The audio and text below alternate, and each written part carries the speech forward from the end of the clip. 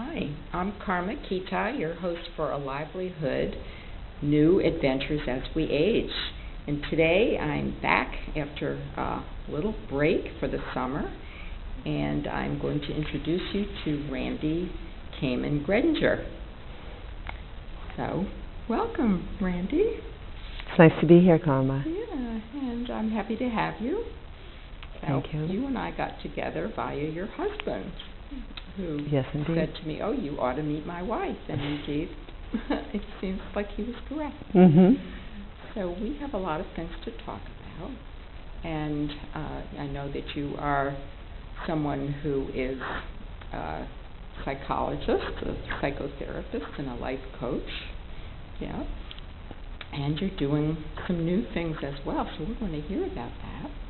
So let's start a little bit earlier in your life, though.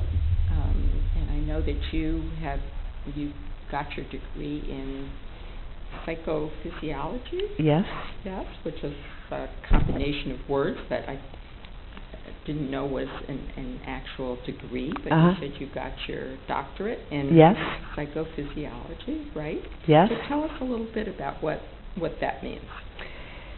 Well, I got my degree in the 70s when the whole idea of mind-body connection was really coming to life, and I became very interested in the way the mind affects the body and vice versa, and I kind of put this degree together. I was at Boston University, and they gave me a lot of latitude as far as putting together a program, so I decided to study psychology and physiology and the way they impact each other. So I don't know if it's just me who's gotten interested in mind-body stuff lately, or if maybe you were way ahead of the curve. Well, I think at the time it was. I think I was in with some of the pioneers of the field. I certainly, I shared a platform with Herb Benson and John Kabat-Zinn and Joan Borisenko, and they were all on the cutting edge of that. That's right. That's real pioneers. Real pioneers. And I became very interested and pursued that using biofeedback, stress management, and really incorporating that into my psychotherapy practice. So I know you've been doing this for many years, right? And working, you were at one time the head of a mind-body program at a local hospital at Spalding, right? Yeah. Which is part of Mass General. Yes. Is that correct? Yes. Yeah. I ran the biofeedback program. The biofeedback program. Why don't you explain it a little? All right. Well, just very briefly, what it does is, for example, if you're if we're looking at muscle tension and I say, Karma, relax, and you say to me, I am relaxed, and I take this one piece of biofeedback equipment. There are many different kinds, but the one that measures muscle activity, and I could hook you up and then say relax, and it'll show a number, and then I'll say reduce that number. And then what you do gives you an objective measure of your relaxation. And by getting the feedback, you get a kinesthetic sense. You learn how to reduce the number, and you get a kinesthetic sense of what authentic relaxation is really all about. All right, so let's move on a little bit, because I know you've been doing this for a number of decades, and then you developed a thriving private practice using some of these mind-body methods. Yes, always. No matter what the therapy is, that I do traditional psychodynamic therapy, but I always teach basic behavioral skills and meditation and mindfulness and things like that. So you've told me, though, that your interests are starting to change or expand a little bit. So tell me more about that. What's happening? What's changing?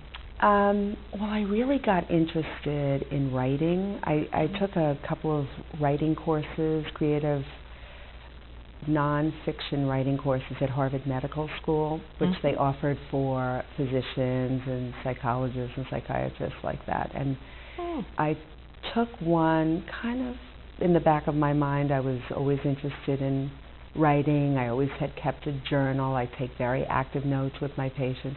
So I took a class, and I was transformed by this. I recommend it highly, this course.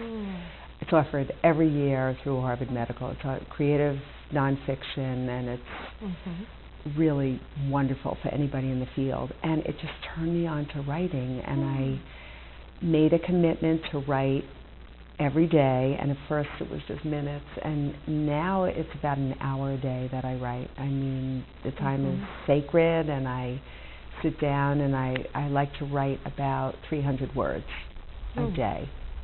So you said you've written a book, and what is the book about? Well, what I did was as I said, I take very active notes on my patients, and I changed names, places, even the stories. But what it's a composite. Each chapter is a composite of a different woman and the struggles that women experience, whether it's empty nest, the death of a loved one, difficulties with teenage children, and anxiety, depression, just different challenges, if you will, that women face.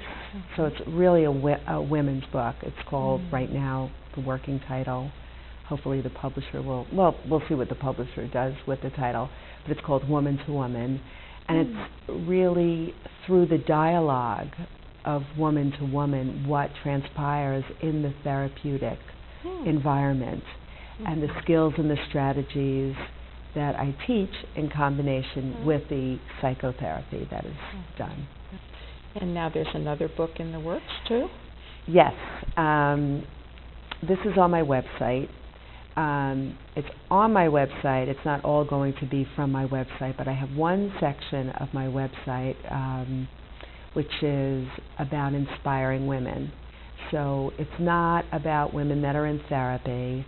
It's really about women that have overcome challenges that I either know or admire or have connected with.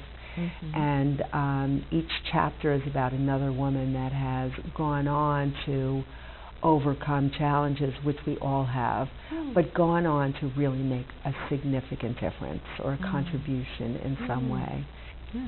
So one shift you're making is to be doing writing on a regular basis, and you said you also write for blogs, not only your own blog, but for a website called Vibrant Nation. Yes. Right?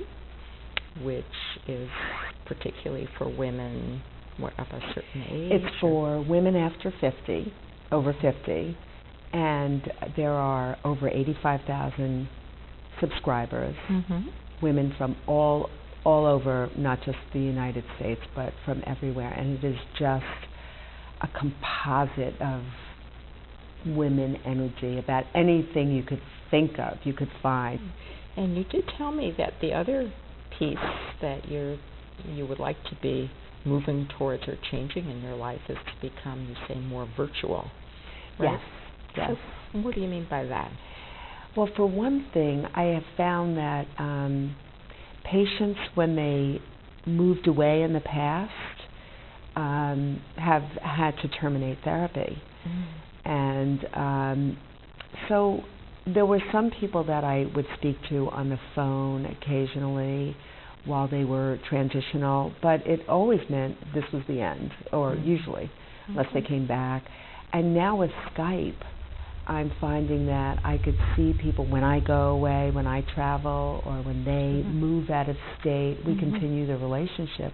And you said you also you like the idea of working with people in groups, and I know you've done these workshops in various wonderful spas, and we have some fun pictures that we can put up on the screen now about that. So one of them would be Canyon Ranch. Yes. Well, there are two Canyon Ranches, right? One in the Berkshires in Massachusetts, and also out in the West. Yeah, in Where? Tucson, Arizona.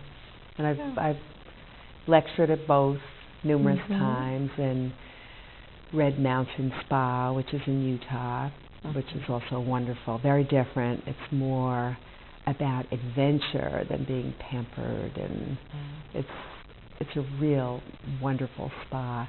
Well, thank you for coming, Randy. Thank you for inviting me. Have to stop. It's been great, Karma. Thank you. I'm glad you enjoyed it. Yeah.